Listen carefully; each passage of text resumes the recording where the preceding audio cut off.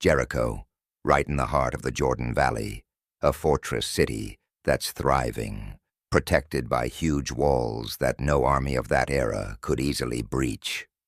Now, hold that image, because here come the Israelites, fresh from a 40-year trek through the desert, eyes set on this very city. Why Jericho, you ask? Well, for the Israelites, Jericho was the gateway to a new beginning, a promise waiting to be fulfilled, but it was guarded by those formidable walls. And here's where it gets interesting. Their leader, Joshua, isn't planning a typical siege. Nope, he's got something else up his sleeve, thanks to a bit of divine intervention. Imagine meeting a celestial commander who gives you the battle plan of a lifetime. Not swords, not spears, but trumpets and a march. Yes, you heard that right. March around the city, blow some trumpets, and see what happens. Sounds a bit out there, doesn't it? For 6 days, the Israelites do just that. They march around Jericho once a day in total silence, except for the trumpets. The people of Jericho watching from above must have been puzzled, maybe even a bit amused. But the 7th day, that's when things take a turn from strange to spectacular. On the 7th day, they don't just circle once, they go around 7 times. And on that final lap, Joshua signals the people. They shout, the trumpets blast, and believe it or not, those mighty walls of Jericho come crashing down. But let's rewind a bit. Before Joshua and his army even laid eyes on those towering walls of Jericho, the Israelites had a journey that was nothing short of epic. We're talking 4 decades, 40 years, of trekking through some of the most unforgiving terrains on earth, the desert. After escaping from Egypt, where they were enslaved for centuries, the Israelites were led by Moses. This wasn't just a physical journey, it was a spiritual odyssey, shaping them from a group of escaped slaves into a unified nation, ready to claim the land promised to them by their God. Along the way, they faced trials that tested their faith and determination, scarcity of water, food shortages, and not to forget, the moral challenges. It was in these moments that their character was forged, under the guidance of Moses, who, despite not making it to the promised land himself, set the stage for his successor, Joshua. When Moses passed, it was Joshua who took up the mantle. Imagine the pressure, stepping into the shoes of such a revered leader. Joshua wasn't just leading them to a new home, he was leading them to fulfill a divine promise. Under Joshua's leadership, the Israelites reached the banks of the Jordan River, and you won't believe what happened next. As the priests, carrying the Ark of the Covenant, stepped into the river, the waters stopped flowing. They literally piled up in a heap, allowing the entire nation to cross on dry ground. Now, with the Jordan behind them and their spirits high, they camped just a stone's throw away from Jericho. The stage was set for one of the most unforgettable showdowns in their history. Jericho's walls loomed large, but so did the Israelites' resolve. As the dust settles on the banks of the Jordan and the echoes of their miraculous crossing fade, the Israelites face a new chapter. And at the helm, none other than Joshua. This isn't just any leadership change. It's a monumental shift, marking a new era for the Israelites. Remember Moses, the guy who parted the Red Sea? Well, his time as leader had come to an end, and his trusted lieutenant, Joshua, was now in charge. Joshua was no stranger to leadership or battle, having been by Moses' side through thick and thin. But leading his people into the promised land, that's a whole new level of responsibility. Joshua steps up, aware of the enormous shoes he's got to fill. His first order of business? preparing the Israelites not just for a physical conquest, but a spiritual one too. He knew that conquering Jericho was more than a military campaign. It was a test of faith and obedience. The biblical texts paint Joshua as a man of unwavering faith, sharp as a tactician, and courageous in the face of daunting odds. It's this blend of military acumen and spiritual depth that made him the ideal leader for such a time. And it's on the eve of the battle, under the cover of darkness, that Joshua has a defining moment. He encounters a mysterious warrior outside the walls of Jericho. This isn't just any warrior. He claims to be the commander of the Lord's army, appearing with a drawn sword in hand. Now, with Joshua firmly in charge, the Israelites are ready to tackle their first major obstacle before reaching Jericho, the Jordan River. And I'm not just talking about a little stream. This is the Jordan, a significant waterway that would be no easy feat to cross, especially with thousands of men, women, children, and all their belongings. So how do you cross a river when there are no bridges or ferries in sight? If you're Joshua, you trust in something a bit more powerful. As the priests who carry the Ark of the Covenant, this incredibly sacred chest containing the stone tablets of the 10 Commandments, step into the river, something miraculous happens. The waters of the Jordan stop flowing. They literally stand up in a heap far upstream, leaving a dry path across the riverbed. Can you imagine the scene? Thousands of Israelites crossing through the river on dry ground. It's a moment of divine intervention, mirroring the parting of the Red Sea, and a powerful sign that their journey is sanctioned from above. This isn't just about getting from point A to point B. This crossing is a sign of things to come, a demonstration of the power backing Joshua and his people.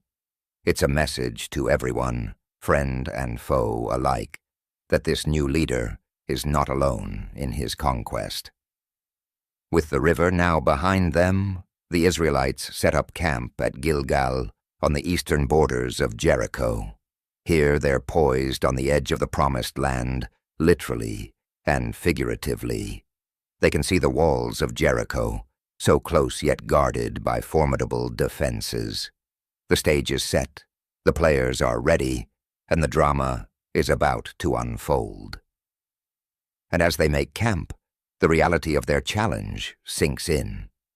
Jericho is the first major city in their path, and its conquest is crucial. Not just for practical reasons, but as a powerful statement of their arrival and their divine backing. With the Jordan River now a part of their past, the Israelites set their sights on their first real test in the promised land, Jericho. Imagine this, an ancient city fortified with massive walls that have stood the test of time, a symbol of strength and resilience. Inside Jericho, life comes to a standstill as the inhabitants catch sight of the Israelite camp forming at their doorstep. There's no mistaking the tension in the air. The people of Jericho, well aware of the miracles that have favored the Israelites so far, shut their gates tight. No one goes out, and no one comes in. It's a lockdown in the truest sense. The city is bracing for a siege, and the air is thick with anticipation and fear. How do you defend against a people who have the power to part waters and conquer kingdoms, as if by the hand of the divine? Outside, Joshua isn't just waiting around. He's observing, planning. But before any physical action is taken, something extraordinary happens. Joshua has a mysterious encounter that changes the course of events. As Joshua walks alone, pondering his strategy, he's confronted by a man standing in front of him with a drawn sword. But this is no enemy. This is the commander of the Lord's army, appearing at a crucial moment to deliver a message and a strategy that no military tactician could ever devise. Joshua, recognizing the divine nature of this encounter, falls to the ground in reverence. The commander gives Joshua the assurance that Jericho is already theirs in the divine plan. All they need to do is follow a set of instructions that might sound, let's just say, unconventional. As Joshua prepares his mind and his troops for what seems like an impossible siege of Jericho, he takes a solitary walk outside the camp. It's a moment for reflection, a breath before the storm. But this night has something extraordinary in store. In the quiet of the night, Joshua's thoughts are interrupted by an unexpected figure standing in his path. A warrior, sword drawn, his presence commanding yet not threatening. Joshua, ever the military man, challenges him. Are you for us or for our adversaries? The response Joshua receives is as mystifying as it is awe-inspiring. The figure reveals he is neither enemy nor ally in the ordinary sense, but rather the commander of the Lord's army. Right there, in the stillness of the night, the celestial commander confirms that this battle, this conquest, is under divine jurisdiction.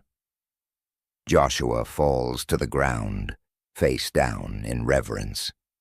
This isn't just a casual meeting, it's a divine encounter that reassures him and sets the tone for what comes next. The commander tells Joshua to take off his sandals, for the place where he is standing is holy ground, a gesture echoing Moses' experience at the burning bush. With humility and obedience, Joshua listens as the commander outlines a battle plan unlike any other. There are no strategies of ambush or weapons of war discussed. Instead, the plan involves marching, priests, the Ark of the Covenant, and trumpets made of ram's horns. This strategy defies all conventional military tactics. It's about faith, not force, divine power, not human strength. Joshua is to lead his people to march around the city of Jericho once a day for 6 days, and on the 7th day, they must circle the city 7 times. Can you imagine the weight of this command? Joshua must now convince his entire army to engage in what looks more like a religious procession than a siege. It's a test of his leadership, his faith, and the trust of his people. So how does Joshua rally his troops for such an unconventional assault? And what happens when they complete these 7 days of marching? After his mysterious nighttime encounter, Joshua wakes with a resolve that's palpable. He gathers his commanders at first light, ready to unveil a battle plan that's likely to raise more than a few eyebrows among his seasoned warriors. Imagine being one of those soldiers, battle-hardened and ready for a fight, only to hear that your next military move is walking. Yep, that's right. Joshua lays out the plan. For 6 days, the entire army, along with 7 priests carrying trumpets of ram's horns in front of the Ark of the Covenant, will march around Jericho once a day. And here's the kicker. There's to be complete silence among the troops during each day's march, except for the sound of the trumpets. No battle cries, no war drums, just the eerie sound of trumpets echoing against the city walls. The psychological impact alone on Jericho's defenders watching this silent procession would be unnerving. And then the 7th day rolls around. It's the climax of this divine strategy. On this day, they are to march around the city not once but 7 times, and after the 7th circle, when Joshua gives the signal, all hell breaks loose. But not in the way you might think. On Joshua's command, the priests are to blow their trumpets, and every single Israelite is to shout as loud as they can. The idea that the combined power of their faith, their voices, and maybe a touch of the divine will bring those formidable walls crashing down. This isn't just a military operation, It's a full-scale exercise in faith. Joshua is asking his people to believe in the power of their God, to trust that what seems impossible to man is possible with divine intervention. You can imagine the tension among the troops as they ready themselves for this unusual assault. Will the walls really fall? Will their faith be rewarded? It's the morning of the first day, and the Israelite army is about to begin a march like no other in history. Imagine the scene: thousands of soldiers, usually ready for clashing swords and charging into battle, now gearing up for a silent procession around the city of Jericho. As the sun rises, the march begins. The priests step forward, the Ark of the Covenant in tow, a symbol of God's presence among his people. Behind them, the soldiers follow, each step measured, each face set in solemn determination. The only sound? The haunting echo of ram's horn trumpets, piercing the morning air. Up on the walls, the defenders of Jericho watch with a mix of curiosity and growing unease. What kind of battle tactic is this? No arrows fly, no siege weapons roll forward, just the repetitive rhythmic sound of trumpets and the steady march of feet. As the first day ends, the Israelites return to their camp, leaving behind a city still standing, its walls as imposing as ever. But the march isn't meant to bring the walls down in one day. It's a test of endurance, faith, and obedience. Day after day, the routine continues. With each circuit, the anticipation builds among both the Israelites and the people of Jericho. The psychological warfare is palpable. Each silent lap sows seeds of doubt and fear within the city, while reinforcing the resolve of the marchers. By the sixth day, you can feel the tension crackling in the air. The Israelites are tired, but their spirits are unbroken. They have marched around Jericho once a day for 6 days straight, following Joshua's and God's command to the letter. As night falls on the 6th day, the camp is abuzz with energy. Tomorrow is the day they've all been waiting for, the 7th day, the day they will march not once but 7 times around Jericho, the day they all hope to see a miracle. It's the 7th day, and the air is electric with anticipation. The Israelites wake before dawn, their spirits charged for what could be the most important day of their lives.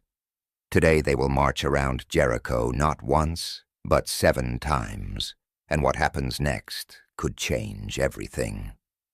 As the first light touches the walls of Jericho, the procession begins again. But today, the atmosphere is different.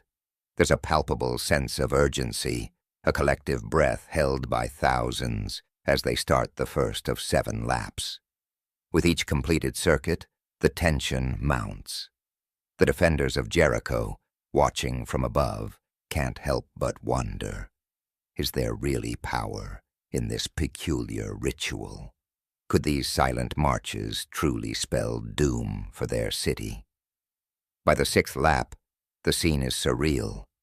The Israelites, though weary from the week's marches, move with a relentless, almost mechanical precision. The trumpets sound continuously, weaving a spell of anticipation over the city. And then the 7th lap begins. You can almost hear the heartbeat of every man, woman, and child involved. It's the final circuit, and the energy is almost tangible. Everyone knows that at the end of this lap, Joshua will give the signal that could bring the walls down. Inside Jericho, the mood shifts from curiosity to fear. What if the walls do fall? What if their fate is sealed not by a direct assault, but by this mesmerizing display of faith and sound? As the Israelites complete their 7th and final lap, the silence is deafening. The moment of truth is at hand. In just seconds, Joshua's signal will unleash a shout from thousands of throats. Will the walls withstand this test, or will they crumble under the weight of faith and divine will? As the Israelites complete their seventh circuit around Jericho, there's a pause, a breathless, heavy pause. Everyone knows what's supposed to happen next, but the anticipation of whether it will actually work grips everyone, from the youngest child in the ranks to Joshua himself. With a deep breath, Joshua raises his arm, a signal long awaited. At his command, the priests blow their trumpets louder and longer than ever before, and then Joshua lowers his arm, the cue everyone has been waiting for. In unison, the air bursts with the sound of thousands of voices. The shout is thunderous, a raw, powerful cry that echoes against the towering walls of Jericho. It's a shout of faith, of hope, of desperate desire for the divine to manifest. And then, something miraculous happens. The walls of Jericho, those ancient, seemingly impenetrable barriers, start to tremble. Stones shake, dust billows up, and cracks spiderweb across the formidable structure. As the Israelites watch, their unified shout still ringing in their ears, the walls collapse before their eyes.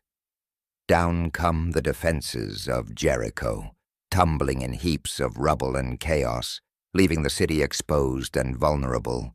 It's a moment of awe, of sheer incredulity mixed with triumph.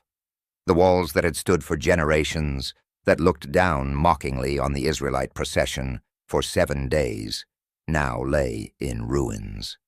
The impossible had been made possible. Faith had literally moved walls. The fall of Jericho marks a monumental victory, not just in military terms, but as a profound affirmation of Joshua's leadership and the divine support his people believed in. This wasn't just a battle won, it was a statement made. There they lay, the walls of Jericho, a pile of rubble where formidable barriers once stood. The sound of the Israelites' shout still echoes in the air, mingling now with the dust and debris of a fallen stronghold. This isn't just a breach in a city's defenses, it's a groundbreaking moment in the Israelites' quest for the promised land. The collapse of Jericho's walls is sudden and complete.